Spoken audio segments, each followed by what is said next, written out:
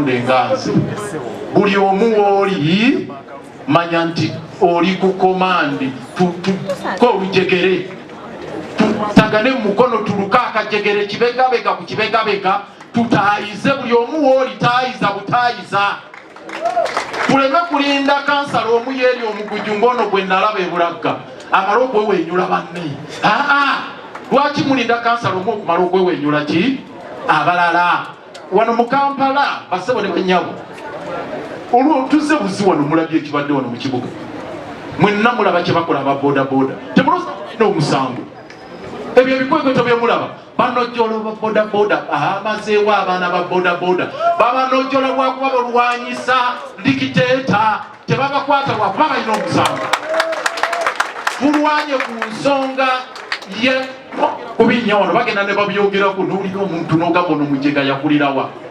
Lukwago mukoze ekikubinya ku nguudo n'ogamba owulira ekisiraane kino musonyi okwogera bweki bwatamanyi twatuuka mu kanso sipiika ali wana n'akubulira n'okubulira kansala omu muzzukulu wa mini n'okugyayo akakumbi akabazzi n'agamba ngenda kutema omuntu wano olwaleero ne tulwana nga buli mita bakitaddeko buwumbi 14 ne tutwala petition wa Honorable Ssenyonyoyo ne bati parliament pronounce itself on the matter negamba nti bannange ezo sente nyingi ne tutandika okuguluba n'abasajja kati ennaku ezo twabasuuzizaayo obuwumbi 2,500 ku sente za African Development Bank oluvanyuma parliament lwemala okulagira tuddemu twevaluatinge ne bajjanga baseka amajemulu waliwo n'obuwumbi 2,500 ze twasudde ezabadde zeeyongera mu ziri nti mwabadde muzikukuliddewa tezazaalibwa buzaalibwa kakati ebyo byonna naye ebyo byonna sinza bimalayo titutayiza wano obasuuza kino bakwata kino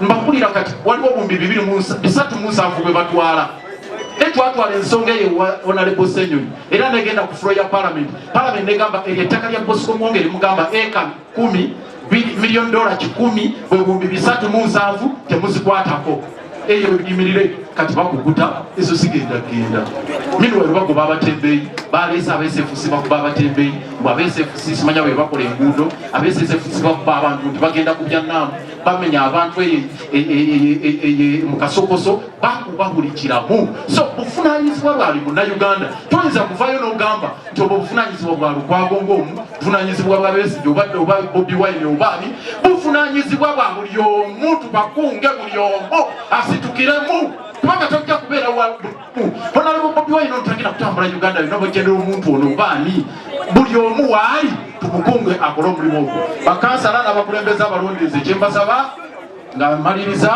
tugenda mu nnaku nkulu okusinga eno waggulu tukukoze bino byonna Bati Valley tubirwanyisiza bino byonna ebyengudo tulwanye byani kati ekisigadde kukka mu bantu bwe tuva mu nnaku enkulu eza Christmas bwe tuva mu Christmas ne mu lusooka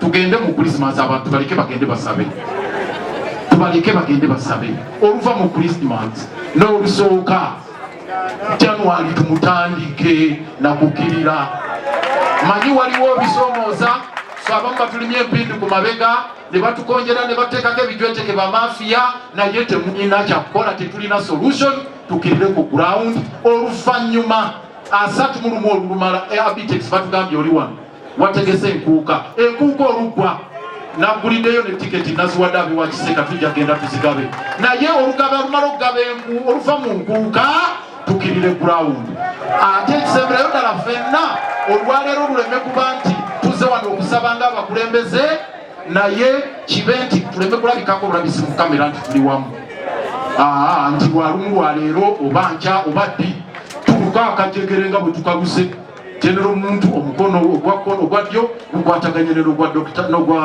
President Kyagulanyi Dr. Besigye naye ali awo Winikiza ali awo Lono ali wano wafula Okutu ali awo nange tulukakaleje namwe buli omu waali tulukaka tuyina differences by'olufuzi naye kana akaseera sikakuvuganya mukala nti ono wakala eno ono wakala eno wakala eri tumanye ebibiina byaffe tulina muli progressive forces ne progressive forces on behalf of the progressive forces in the FDC I hereby commit all of them. Those who are here and those who are not here, we are going to rally in a single file with the group, with the anti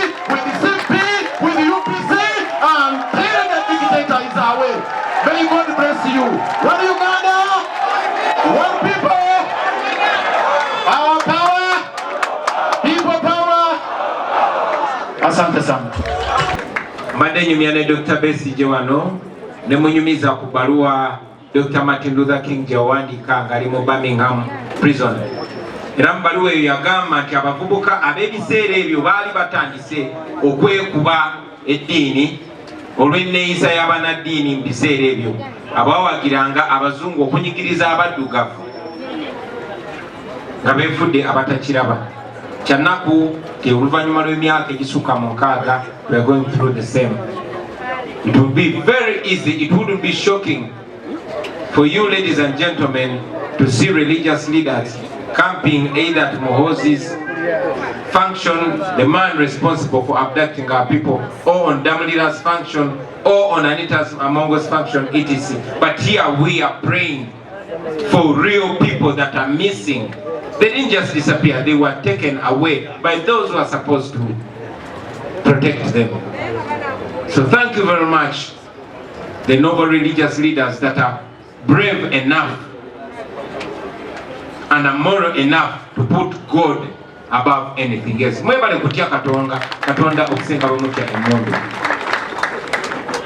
Today, my communication would not be so long because I've spoken to you so many times and I will be speaking to you so many times. But we are honored to be hosting our seniors, and I believe they will give a much firmer communication.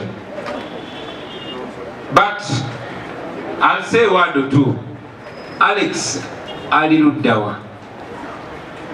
Alex Nsabojje bino ebigambo byogere ng'oli wano. Ennaku tono eziise ffenna twalaba amawulire nga omu ku batemu ababbi ab'olulango abateekweka mu Uganda nga yamaze n'atemulwa naye gwe bayita Sobi Kade Serunjoji. Sobi was my friend. Sobi ze nakula naye yali kyali wange nga tubeyuka ffenna twazanyanga ffenna ebikonde twabalukanga naye n'ebirala. However, like many of my friends from the ghetto, Bazekula Senyange n'abalala bakozesebwanga okunyigiriza abantu baabwe naye ne bamaliriza bonna nga babatemudde. Tewali muntu yali akozesebwa naddala mu abasinga baawo okuva wano mu kitundu kino. Tewali yali akozesebwa okunyigiriza abantu be n'amaliriza bulungi naye temuyiga.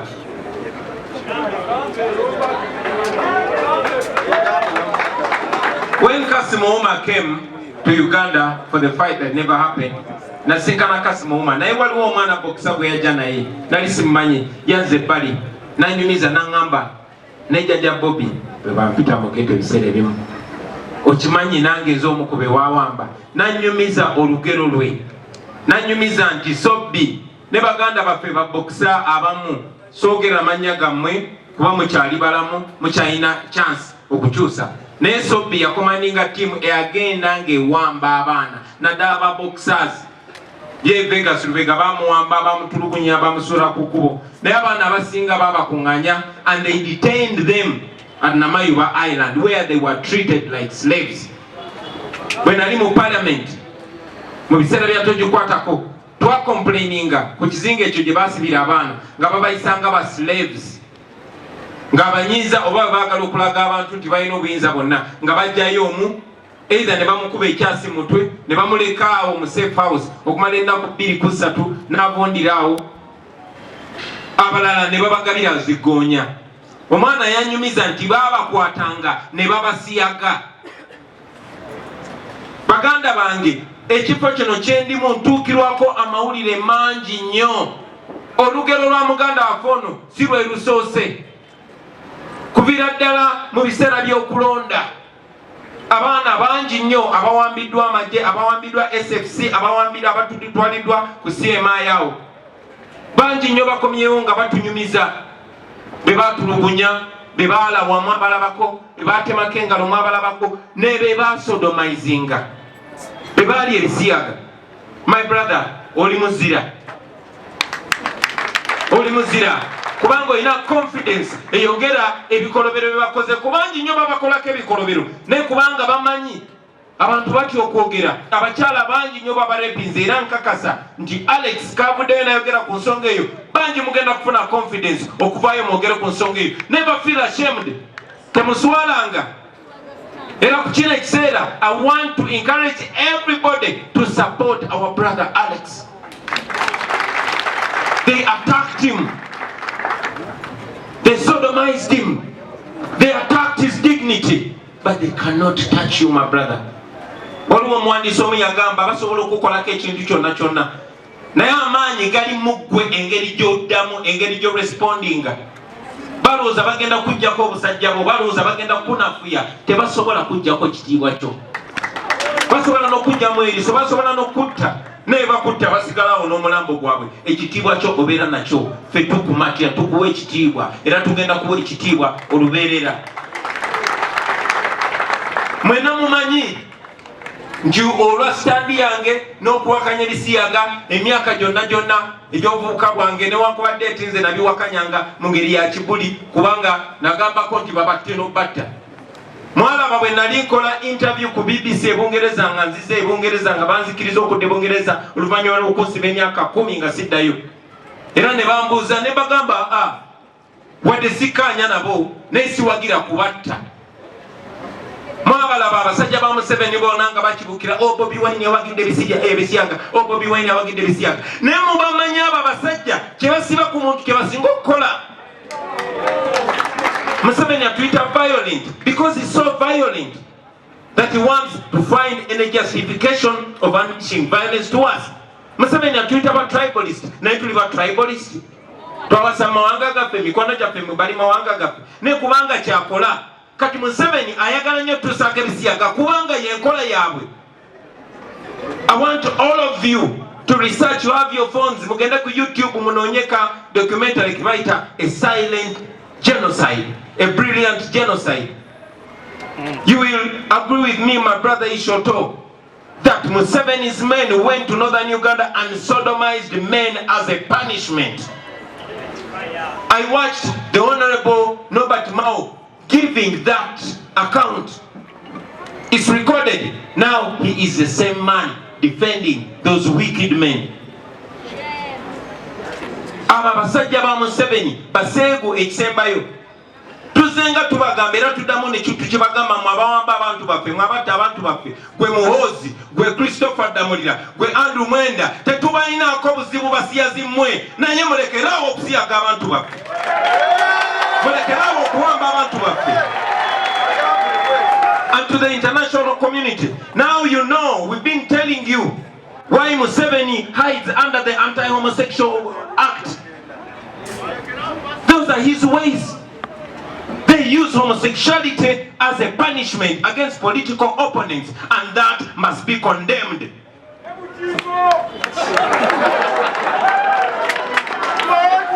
I'm very glad the Lord Mayor mentioned it, that we are going to use every legal mean, national and international, to make sure people get justice. Aba basajja abaseegu abali mu uniform y'amagye, aba basajja abaseegu abali mu offices, no wanda mubalaba nti bakumibwa mundu.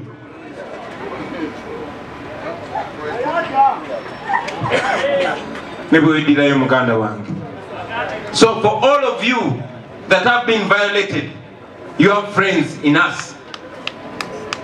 They can cut off your legs, they can castrate you, they can do all manner of terrible things. But for as long as all that is happening to you because of the love of your country, we shall stand with you. Si asose banji baseba ngambera nkakasa kati batandika okufuna confidence bajja kuvaayo balabise Museveni, muveeyo mulabise Museveni. Ebyo nze babingamba dda omwana oyo nga yakavaayo yasooka n'agaana okwogera na buli muntu, yajja n'ayogera nange n'agamba fada bankoze kino nekino nekino nekino. Ne mugamba lwaki tovaayo n'obyogera? N'agamba bankisiza okunzita. Ne muzaamu amaanyi n'afunalo. Naye n'agamba ensonga yange ey'okubiri nyinza okuswala abananda babatya nyina omukazi wange. Era ne nkimulekera ne mugamba bw'onooba ofunye confidence wonna w'oliviirayo n'oyogera amazima tujja kuyimirira naye. Ensonga eyo nagibuulirako muganda wange Honorable Mathias Mpuuga. nagibulyako ne bakulembeze bannange abalala bamanyi ababaseeko ababeera mu CMI ekisajja ekimu bakiyita Isa abalala mujja kubamanyi. So that is what's happening.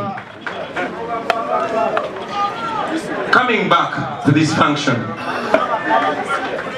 we salute the leaders. I want in a very special way to salute our parliamentary team under the able leadership of the Right Honorable Matthias Mpuga. Thank you very much for the work that you've done. Thank you, friends, for making sure it's because of you members of parliament and all our elected leaders that we are here today, and we don't take it for granted. Thank you for the fight on the floor of parliament. Thank you for the guidance. Thank you for keeping the team together. Let us keep together. We shall win.